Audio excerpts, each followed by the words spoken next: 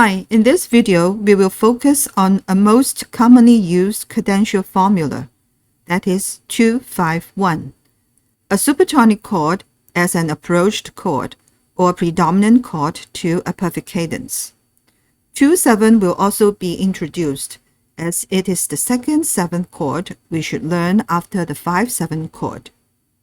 2-5-1 is a common pattern used in Baroque period, and it continues to be used until modern period, even in popular music and jazz. We will focus on 2-5-1 in four-part writing. Let's get started. 2-5-1 can be used when the melody is re, ti, do. When the melody is given a D and a B, we can harmonize it with just a 5 chord.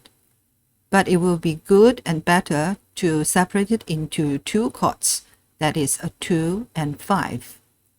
So 2 is D, D, F, A in C major. And then 5 is G, G, B, D. It will be good to go downwards, down, down, down, up. Although the given part is going down a fifth, but that's fine because it won't cause parallels. Then 5-1 is the normal resolution of leading note goes to tonic.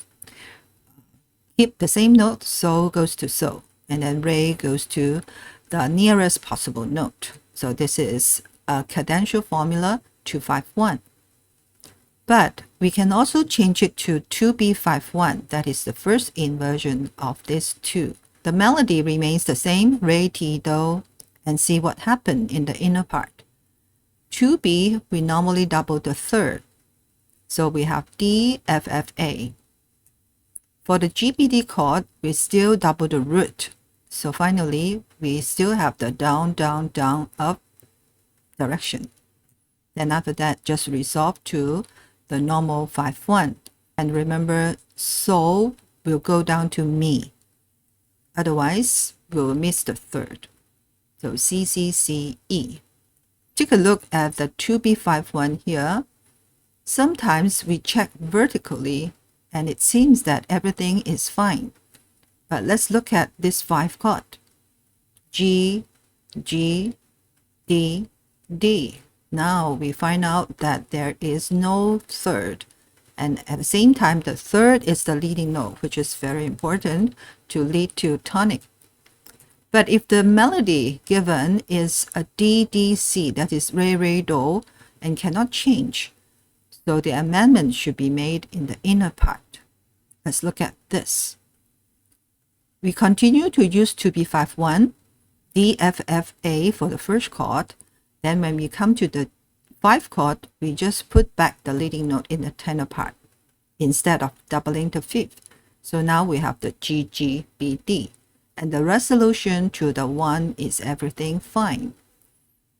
But then students may ask for this fa goes down to T. It's a diminished fifth. Will it be too big of the leap? Or is the diminished fifth okay? Yeah, the answer is diminished fifth is always okay when you write a melody in an inner part or whatever part you want to write, because diminished fifth is accepted, but not the reverse, that is the augmented fourth. We just avoid augmented intervals. So diminished fifth, fa, ti, do, it's okay. Now we will come to the next 2 examples and see what is in front of the 2 chord. 6 is a good choice, so we put it in front of the 2. The melody will change to do, re, ti, do. Then when you have a do, we can harmonize it with la, do, mi, which is a 6 chord. La, re, so, do, that is the bass. And we look into the inner part. 6 chord, we double the root A, A, C, E, as we have a common note to the 2 chord here. So the D, F, A, we can resolve to the nearest possible note and also remain the same note. Then after that, we can go smoothly to 2-5-1. So 6-2-5-1 becomes a common practice in the cadential formula. Now we can look at the 6-2-B-5-1. AACE goes to DF A, then we double the third in 2B. So that means there will be a contrary motion to avoid parallels. Then after that, the 2B to 5 also go contrary motion when it is towards the G. So everything we check vertically and horizontally, and there's no consecutives. Now we come to the 2-7 chord. 2-7 is the 2 chord plus 7th note on top. D, F, A, C. But take note that the 7th note has to be prepared by the previous chord. This C can be harmonized by 6th chord, A, A, C, E. So this is a C prepared for the 7th note of this 2-7 chord, and then the 7th note has to resolve downwards by step. So let's look at it again. A, A, C, E, D, F, A, C. So keep the same note, and the resolve to the nearest possible note. And then when 2-7 goes to 5, we try to go downwards, down, down, down. And then we check G, G, B, D. There is no parallels. And finally go to a 5-1. Another option of the preparation of this 7th note is a 1 chord, which is from C, E, G chord, C, C, E, G. Vertically, it's okay. And then when we come to this 2-7 chord, we read the note D, F, A, C, also fine. But as we check horizontally, we will find that there is a parallel between the tenor bass here. This is a perfect fifth. Go to a perfect fifth. So this is a mistake. We have to make amendment for this. How are we going to do it? Look at this.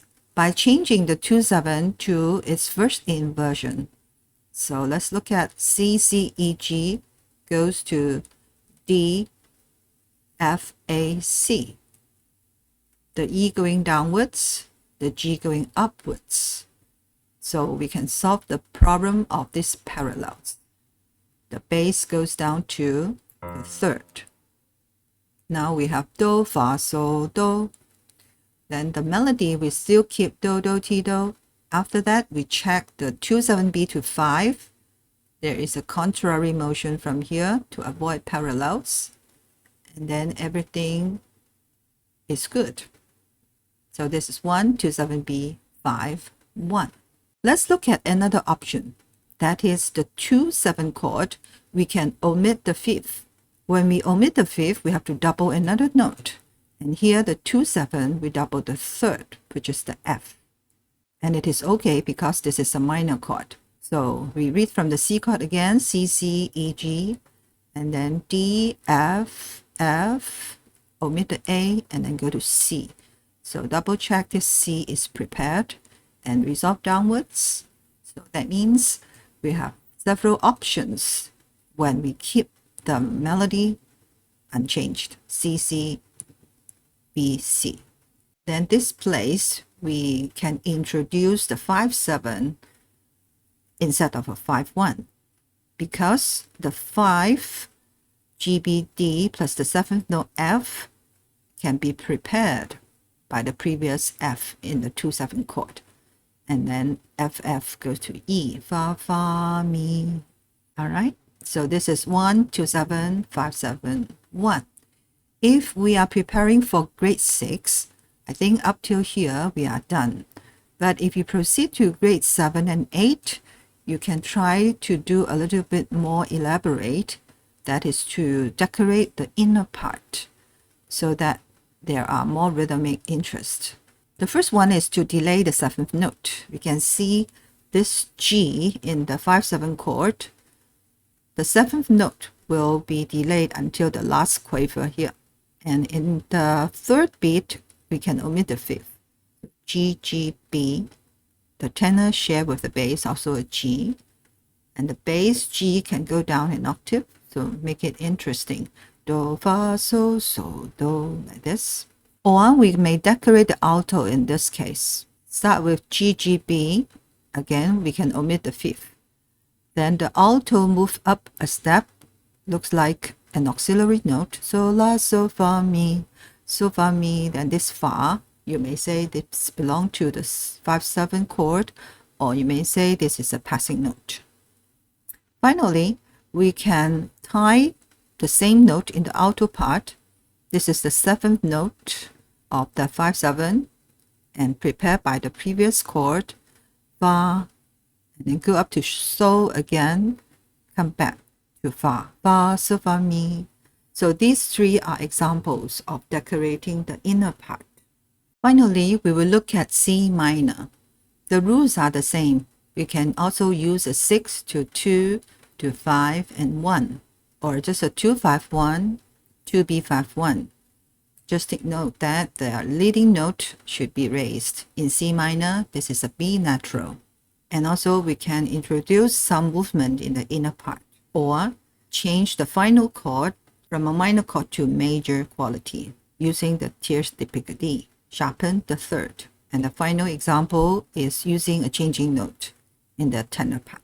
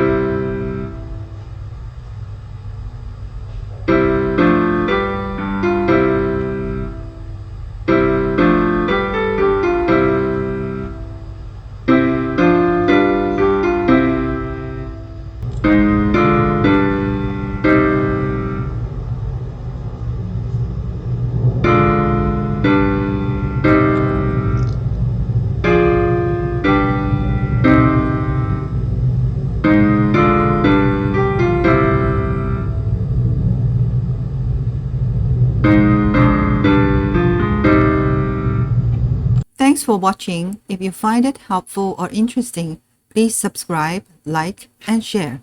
See you next time.